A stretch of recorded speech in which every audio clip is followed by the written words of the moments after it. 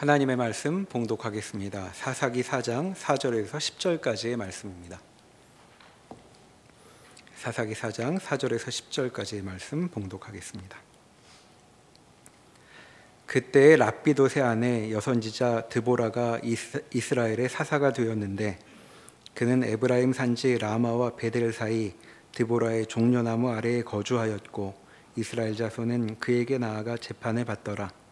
드보라가 사람을 보내어 아비노함의 아들 바락을 납달리 게데스에서 불러다가 그에게 이르되, 이스라엘의 하나님 여호와께서 이같이 명령하지 아니하셨느냐? 너는 납달리 자손과 스불론 자손 10,000명을 거느리고 다볼산으로 가라. 내가 야빈의 군대 장관 시스라와 그의 병거들과 그의 무리를 기손강으로 이끌어 내게 이르게 하고 그를 내 손에 넘겨주리라 하셨느니라. 바락이 그에게 이르되, 만일 당신이 나와 함께 가면 내가 가려니와 만일 당신이 나와 함께 가지 아니하면 나도 가지 아니하겠노라 하니, 이르되 내가 반드시 너와 함께 가리라. 그러나 내가 이번에 가는 길에서는 영광을 얻지 못하리니 이는 여호와께서 시스라를 여인의 손에 파실 것임이니라 하고, 드보라가 일어나 바락과 함께 게데스로 가니라. 바락이 스불론과 납달리를 게데스로 부르니 10,000명이 그를 따라 올라가고 드보라도 그와 함께 올라가니라. 아멘. 사사기 4장에서는 드보라 선지자의 또 사사의 이야기가 나옵니다. 드보라는 여자였다라고 소개를 하고 있습니다. 그리고 선지자였으며 사사였습니다. 4장 1절부터 보면, 사사 에훗이 죽은 후 이스라엘이 다시 하나님 앞에서 악을 행했고, 그로 인해 가나안 왕 야빈에게 이스라엘을 하나님께서 넘겨주셨다라고 이야기를 합니다. 이 야빈 왕은 철병거가 900대나 있어서 20년 동안 이스라엘을 심히 학대하였다라고 이야기를 합니다.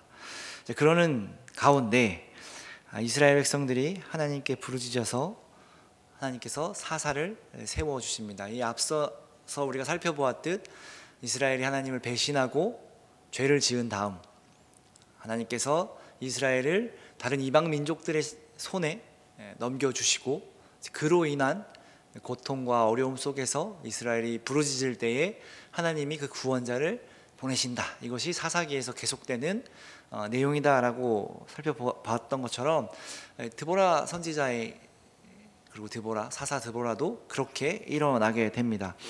당시 여선지자였던 드보라가 이제 이스라엘의 사사가 되었습니다. 우리가 앞서 사사 에훗을 보면서 그가 왼손잡이였고 이제 온전하지 못했던 사사였다.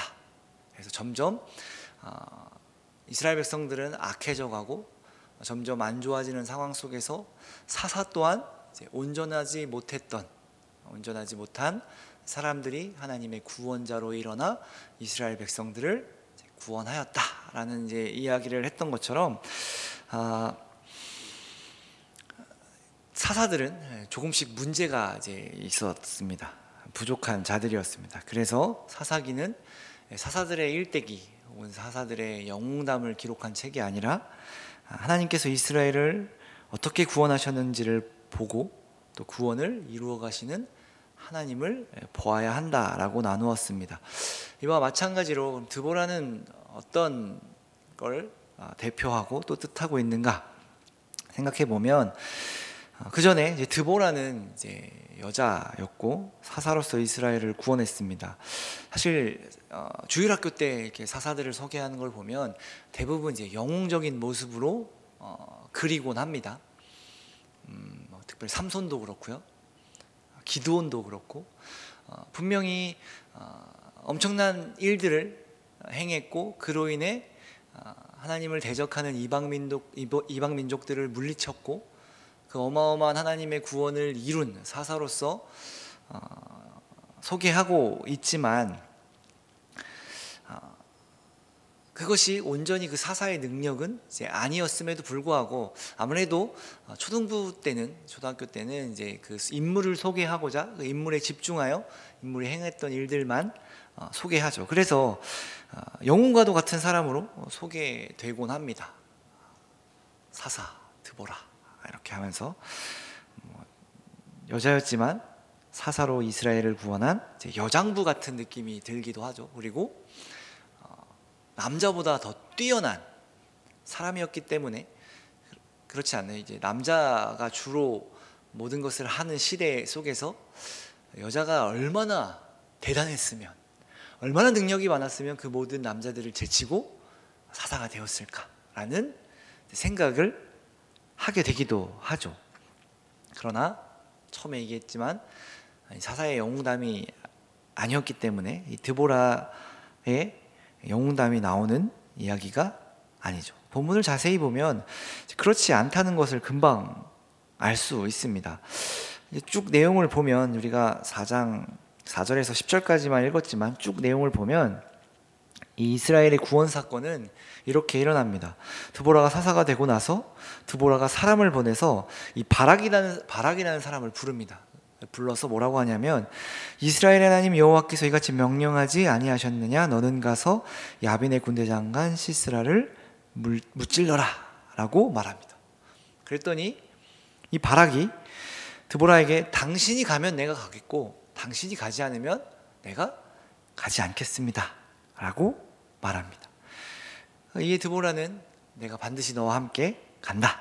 그러나 너는 영광을 얻지 못하고 여호와께서 이 시스라를 여인의 손에 넘기실 것이다 라는 아리송한 이야기를 합니다. 그래서 드보라가 무언가 사건을 저지를 것 같은, 싸우는 건 바락이 가서 싸우지만 이 영광은, 그 승리는 여인의 손에 달려있다라고 말하는 걸 보면 그 드보라가 어떤 일들을 행할 것 같지만 뒤에 내용을 보면 바락과 드보라가 전쟁에 나아가서 싸우는데 이 바락이 다볼산에서 시스라와 싸우고 하나님께서 그의 군대를 혼란을 일으키셔서 혼란에 빠지게 하셔서 크게 승리하게 됩니다. 그런데 이 시스라를 잡지 못합니다. 전투에서 승리를 했지만 이 대장을 잡아야 사실 그 전쟁이 거의 끝나기 때문에 대장을 잡아야 되는데, 죽여야 되는데 도망을 갑니다. 패배한 시스라는 도망을 가게 되었는데 이제 성경에 보면 17절에 보면 시스라가 도망하여 겐사람 헤벨의 아내 야엘의 장막에 이르렀으니 이는 하솔 왕 야빈과 겐사람 헤벨의 집 사이에는 화평이 있음이라 이렇게 합니다. 도망을 가서 쉽게 말하면 자기 편, 자기랑 화평한 자, 자기 편에 있는 장막에 야엘이라는 여인의 집으로 들어가게 됩니다. 흔히 말하면 동맹군 같은 거겠죠. 적대하지 않은 친한, 적대 정도가 아니라 친한, 안심하고 그 집에 들어가는데 이제 안심하고 들어가서 잠을 잘 때 이 야엘이 이제 시스라를 죽이면서 이 사건이 끝이 납니다. 뒤에 내용을 보면 굉장히 잔인할 정도로 잘 이렇게 묘사를 하고 있는데 말뚝을 머리에 박아서, 관자놀이에 박아서 죽입니다. 여인이 그렇게 죽이는 것이죠. 사건을 좀 잘 살펴보면 좀 이상합니다. 뭐가 이상하냐면 당시 여자의 지위는 바닥이었습니다. 그러니까 없었다고 보는 게 맞습니다.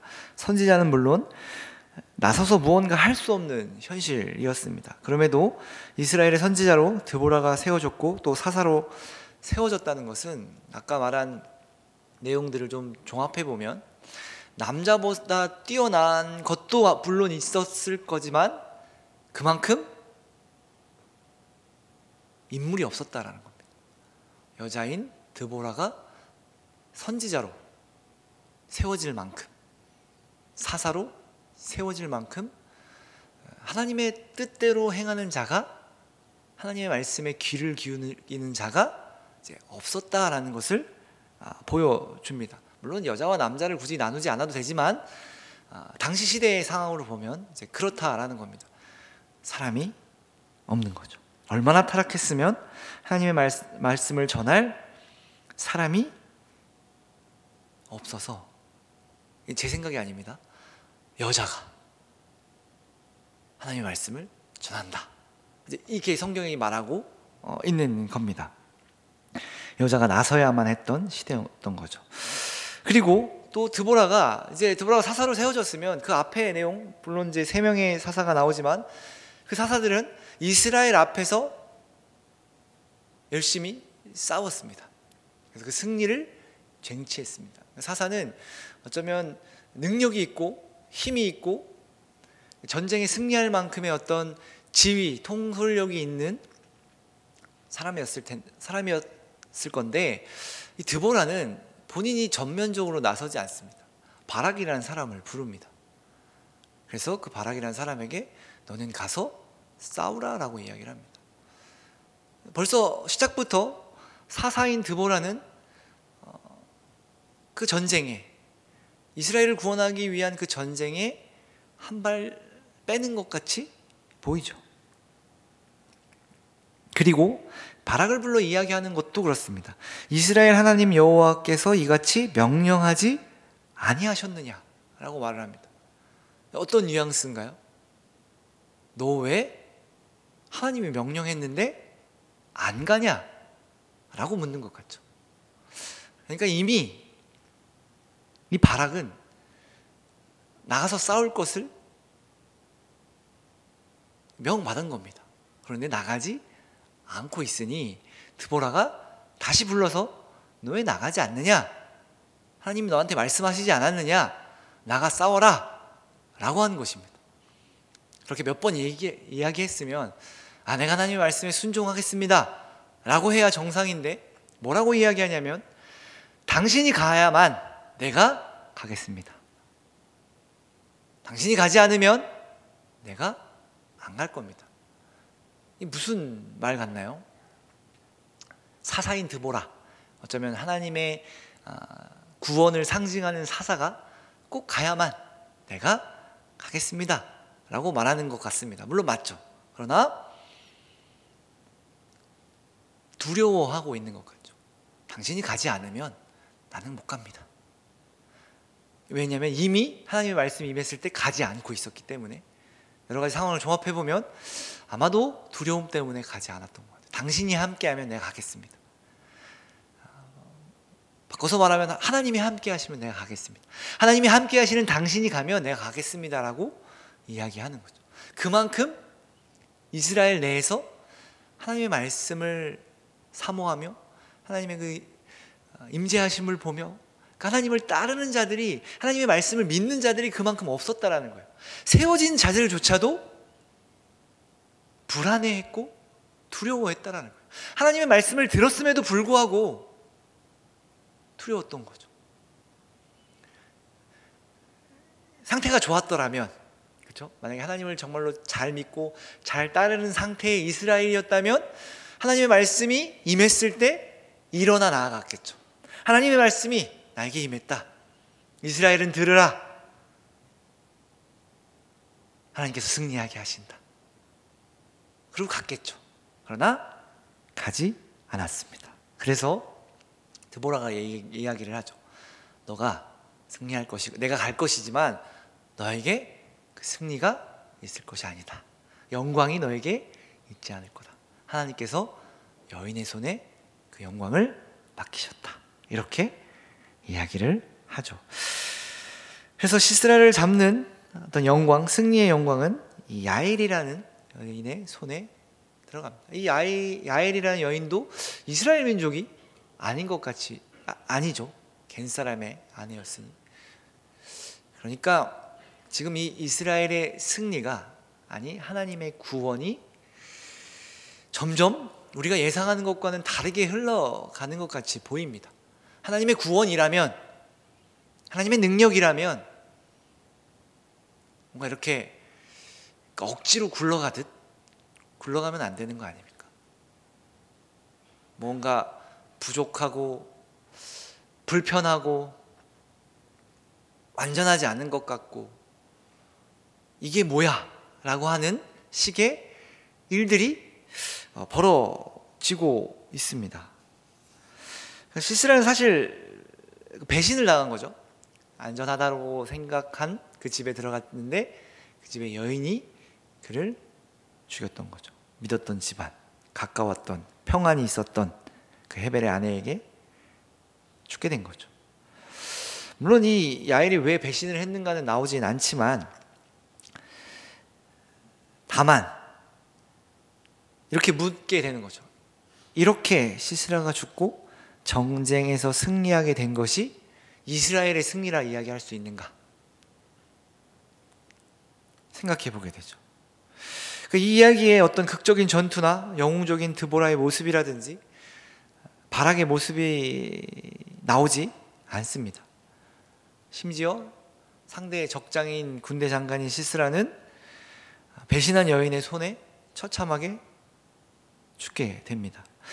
결정적인 역할은 이스라엘의 사사나 혹은 하나님의 말씀을 들은 바락이 하지 않습니다. 이 야엘이라는 여인의 손에서 이루어졌습니다.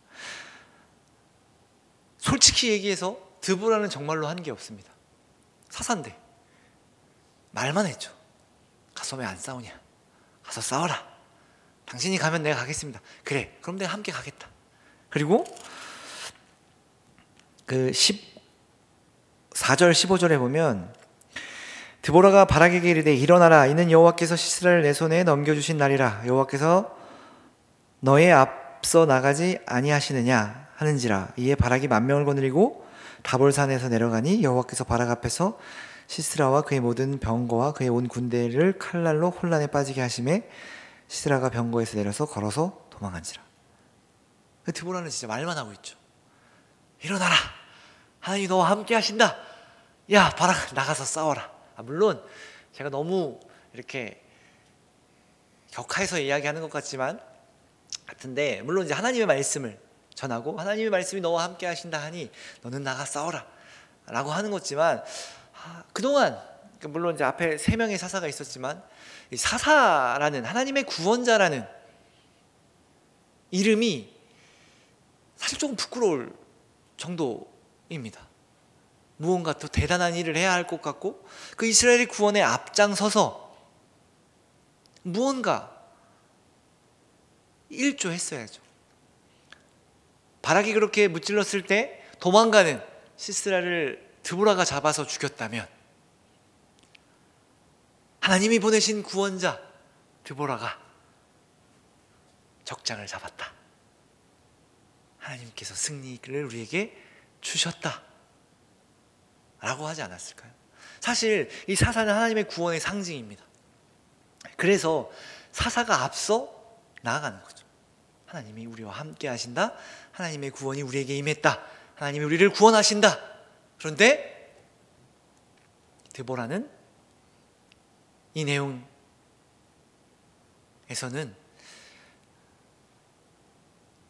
기대할 만한 혹은 만족할 만한 일을 하지 않는다라는 것이죠. 사사가 일어나 이스라엘을 구원해야 하는데 실제로는 행한 게 없는 말뿐이었던 것이죠. 오히려 바락이나 야엘이 사사라고 할 수 있을 것 같습니다. 왜냐하면 이 에훗이 적장을 죽이는데 이제 사사였던 에훗이 적장을 죽였던 것처럼 오히려 야엘이 사사였다면 더 좋았을 것이라는 생각을 하게 되기도 합니다.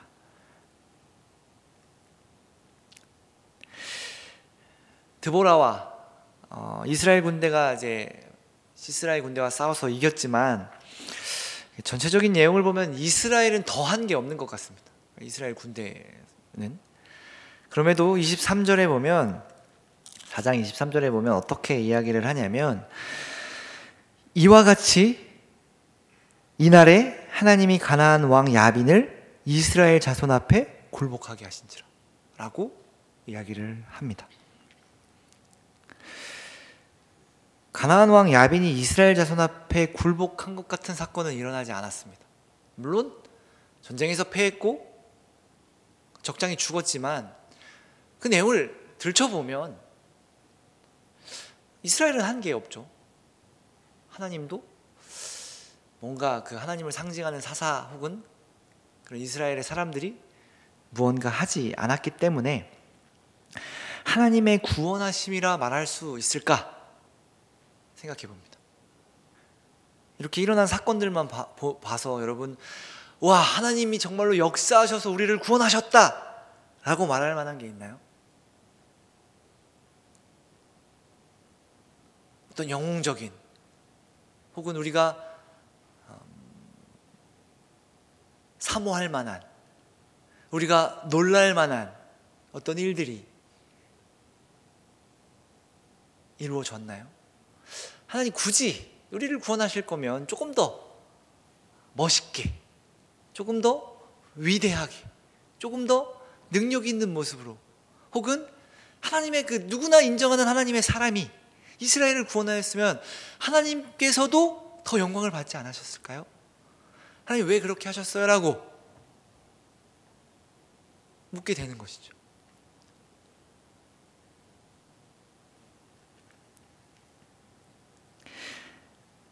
애매합니다.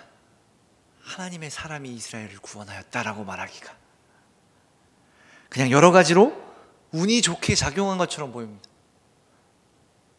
벌어지는 현상만 보면 하다 보니 어찌 이루어진 구원 같습니다. 제 마음엔 들지 않습니다. 하나님의 구원이라면 하나님이 그 이스라엘의 울부짖음을 들으시고 이제 하나님이 얼마나 위대하신지를 보여주실 차례인데 하나님의 위대하심이 보이지 않는다라는 거죠. 그동안 20년 동안 가나안 왕에게 고난을 받고 어려움을 당하고 하나님을 찾아가 부르짖습니다. 하나님 우리를 구원해 주십시오. 하나님 우리를 좀 돌봐주십시오. 우리가 잘못했습니다. 하나님 이 고통에서 이 고난에서 우리를 건져내 주십시오. 하나님은 우리의 왕이십니다. 우리는 하나님을 따르는 하나님의 백성이 아닙니까? 라는 울부짖음 속에 사사가 일어났고 그 사사를 통해 하나님의 구원하심을 전하고 영광 돌리고 기뻐하고 감격해야 하는데 이게 뭐야? 아, 이런 승리 라고 할 것만 같습니다. 그런데 성경은 이와 같이 하나님이 이루셨다 이렇게 이야기를 합니다. 우리가 신앙생활을 하다 보면 이와 같은 하나님의 일들이 일어납니다. 어떤 일들이냐면 우리가 하나님께 기대하는 것들, 하나님에 대한 기대, 하나님이 이렇게 하실 거야, 하나님은 전지전능하신 분이시기에 이렇게 하실 거야 라는 기대 때문에 우리는 그 하나님의 구원이, 하나님의 일하심이, 하나님의 은혜가, 하나님의 인도하심이 완벽하기를 바랍니다. 내 인생 속에서 하나님이 나를 이끄신다면 보기 좋게, 내가 기쁘게, 나에게 도움이 되게, 내가 원하는 방향으로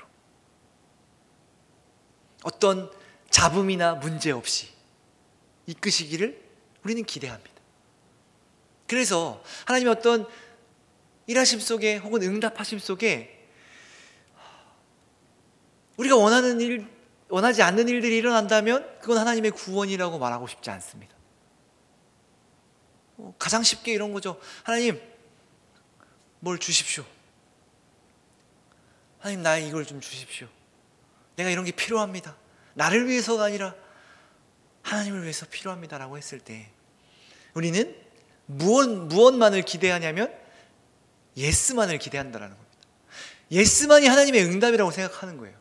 만약에 노라고 하시면 무언가 내가 잘못하고 있다고 생각을 한다는 거죠. 무언가 잘못됐다라고 생각을 한다는 거예요. 하나님의 응답이 그럴 리가 없어라고 생각을 한다고요. 예스만이, 내가 원하는 것을 받는 것만이 하나님의 응답이라고 우리는 기대한다라는 거죠. 설마 하나님이 노 하셨겠어? 나를 위한 것도 아니고 하나님을 위한 건데, 내가 나 잘 먹고 잘 살겠다고 구한 것도 아닌데 설마 하나님이 거절하시겠어? 여러분 어떠십니까? 그렇지 않으신가요? 하나님이 노 하시면 여러분 뭐라고 하실 겁니까? 아, 하나님의 뜻이 그렇군요. 알겠습니다, 포기하겠습니다라고 쉽게 말할 수 있으신가요? 혹은 기다려라, 기다려라라고 응답을 하신다면 여러분 어떠실 것 같습니까? 하나님, 기다려는 그 답지에 없는데요, 예스 아니면 노인데요, 기다려라는 하나님 뭔가요? 라는 생각이 들죠. 실제로 그 기다리는 상황 속에 하나님의 응답은 없었다라고 느낄 겁니다. 언제까지 기다려야 되지? 하나님 왜 응답하시지 않으시지? 라고 하지 않을까요? 하나님은 기다려라고 우리에게 말씀하셨는데 우리는 하나님은 응답하지 않으셨다고 생각을 한다는 거죠. 하나님 기다리고 있어요, 응답해 주세요.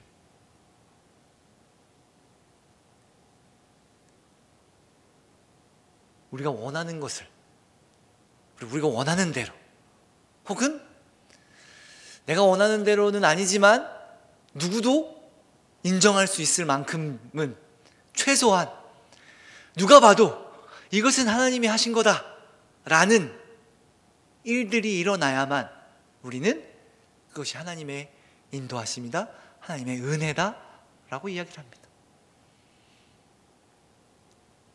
내가 고난을 받을 때 이것이 하나님의 은혜다라고 말하는 사람은 없습니다. 나에게 어려움이 있을 때 하나님이 나와 함께 하신다 라고 쉽게 말하는 사람은 없다라는 겁니다.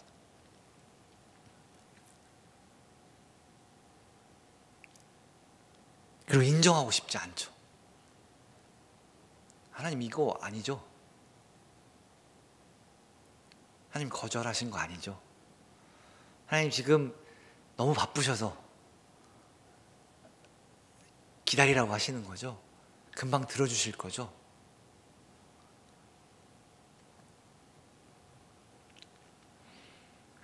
이것이 하나님의 은혜라고, 구원이라고, 일하심이라고, 나를 향한 하나님의 사랑이라고 인정하고 싶지 않은 겁니다. 왜요? 그것이 우리의 기대를 채워주지 못하기 때문입니다. 우리의 기대를 채워주지 못한다고 해서 그 하나님의 은혜가 혹은 하나님의 사랑이, 아니 하나님이 부족한 분이십니까?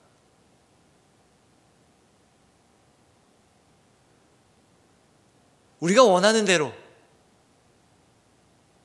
우리가 예상하는 대로, 우리가 기대한 대로 그 일들이 이루어지지 않으면 잘못된 겁니까? 하나님의 능력이 부족한 건가요? 아니죠.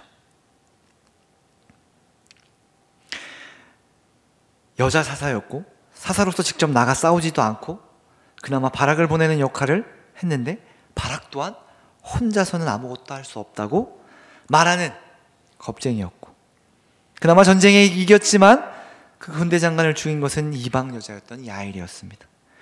이로 인해 전쟁이 끝나서 이스라엘은 가나안 왕과의 전쟁에서 승리하게 되었고 이스라엘 땅에는 평화가 이루어집니다. 무엇 하나 제대로 된 것이 없어 보입니다. 결과는 어쨌든 평화를 얻었지만 과정이 마음에 들지 않습니다. 그런데 하나님의 구원은, 하나님은 이와 같이 하나님이 이루셨다라고 이야기를 합니다. 이와 같이입니다. 말도 안 되는, 성경의 표현을 빌려보자면 흠모할 것 하나 없는 방법으로, 기대할 것도 없는 방법으로, 어떤 우리가 좋다라고 생각할 만한 일들이 없는 방법으로 이와 같이 이루셨다 말씀하십니다. 그 방법이, 그 모습이 인정할 수 없는, 인정하기 힘든 모습과 방법일지라도, 내 기대와는 전혀 다른 방법과 모습일지라도, 세상이 보기에는 초라한 모습일지라도 하나님은 구원을 이루셨다 이야기를 합니다. 우리의 착각은 내가, 세상이, 다른 사람이 인정할 만한 방법이어야만 하나님은 위대하신 것이고 하나님의 구원은 위대한 것이라고 생각하는 것이 우리의 착각입니다.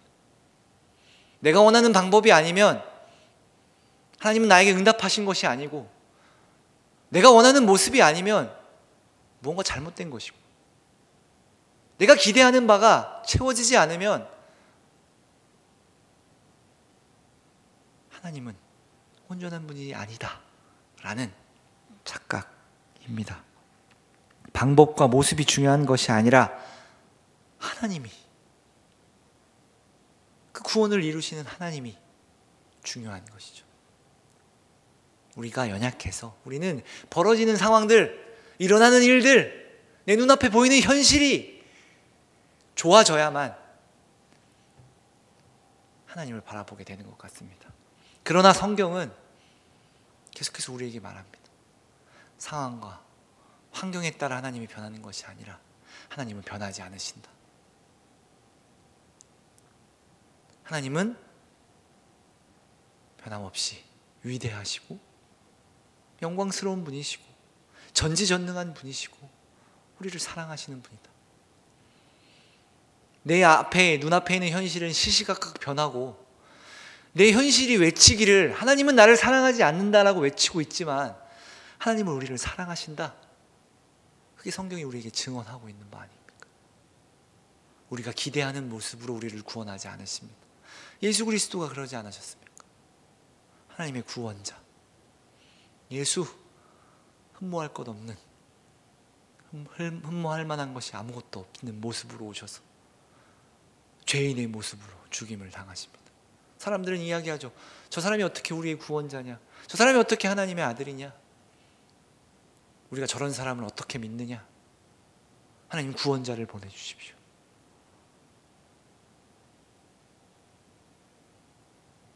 우리 또한, 우리가 그렇게 노골적으로 그렇진 않지만, 난 예수님도 믿고 하나님도 믿고 하나님의 구원하심도 믿고 다 믿지만, 우리의 삶을 천천히 돌아보면 우리 또한 하나님의 이와 같은 방법이 마음에 들지 않을 때가 많다라는 거죠.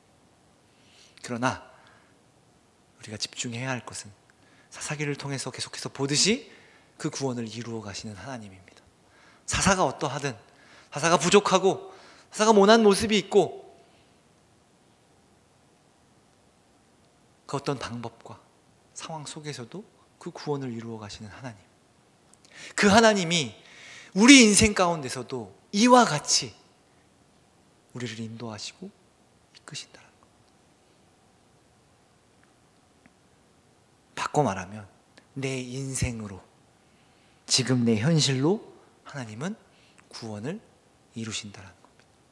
우리는 이 모든 상황이 바뀌어서 그 구원을 이루시기를 바란다는 거죠. 아니면 나는 지금 내 현실은 여기서는 뭐 아무것도 할 수 없는 현실입니다. 이걸 좀 바꿔주셔야 보란 듯이 구원이 이루어지지 않겠습니까? 라고 우리는 생각하지만, 하나님은 어쩌면 그 초라하고 나약하고 보잘것없는 우리의 현실을 그의 구원으로 이끄신다라는 겁니다. 그 인생을 사용하셔서, 여러분의 그 현실들을 사용하셔서 구원을 이루신다라는 겁니다. 하나님은 그렇게 이루십니다. 그 방법과 상황은 하나님이 정하시는 겁니다. 구원의 방법은 하나님이 정하시는 겁니다.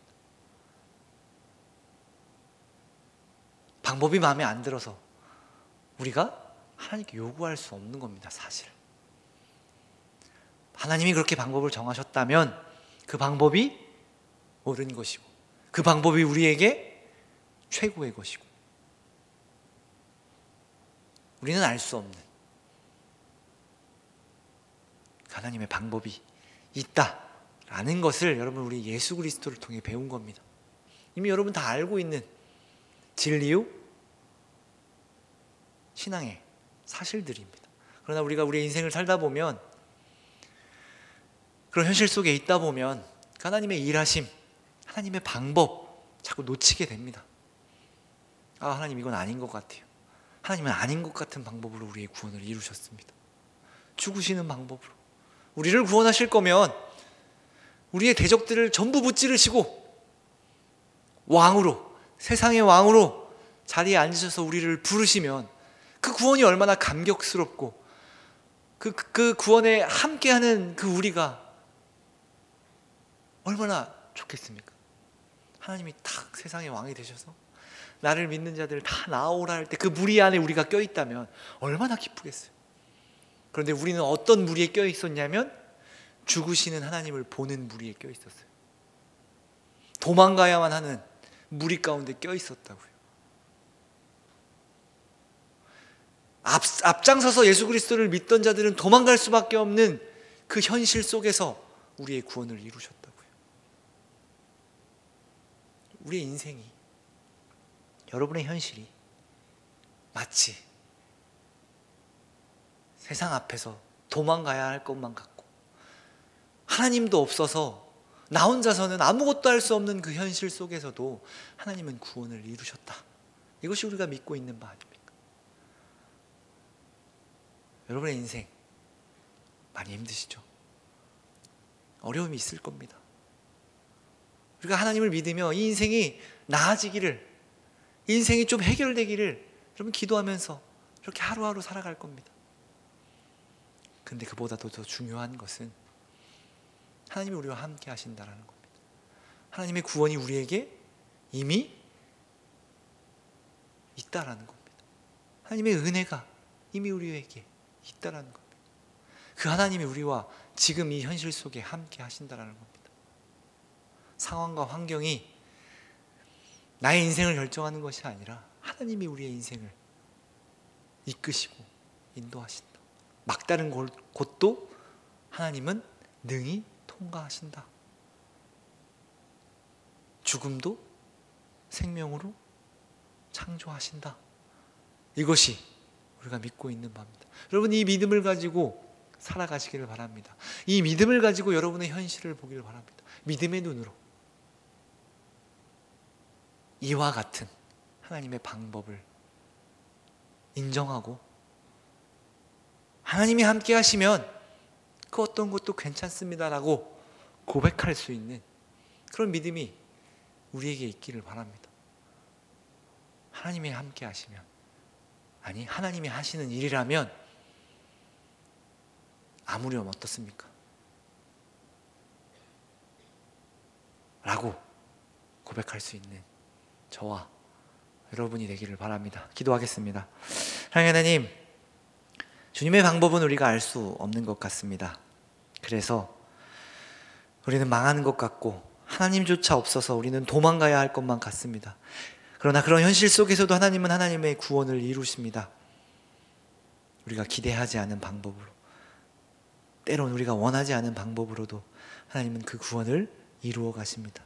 그 앞에서 우리가 마땅히 행해야 할 것은 하나님을 바라보며 하나님을 따라가는 것입니다. 주님을 바라보며 주님을 의지하는 것입니다. 그런 믿음으로 살아가게 하시고 그런 믿음의 눈으로 우리의 인생을 바라보며 하나님과 함께 살아가는 그 인생 복된 것임을 알아 기쁨과 감사함으로 살아가는 주의 자녀가 되게 하옵소서. 예수님 이름으로 기도합니다. 아멘.